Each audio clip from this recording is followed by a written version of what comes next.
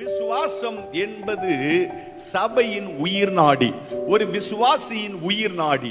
விசுவாசம் இல்லாமல் என்னாலே தேவனை ஆராதிக்க முடியும் என்று சொல்லுவது நாம் நம்மை நாமே ஏமாற்றி கொண்டிருக்கிற அனுபவத்திற்கு ஒத்தது.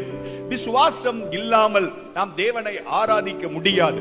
விசுவாசம் இல்லாமல் நாம் தேவனுக்காக ஜீவிக்க முடியாது. விசுவாசம் இல்லாமல் நாம் தேவனை பிரியப்படுத்த முடியாது. விசுவாசம் இல்லாமல் பரலோகம் போய் சேரவே முடியாது. நரகத்துக்கு போகிறவங்கள ஒரு கூட்டத்தை பரிசுத்த வேதம் சொல்லுகிறது அவிசுவாசிகள் என்று எழுதப்பட்டு இருக்கிறது. எனவே விசுவாசம் சபையின் உயிர் நாடி.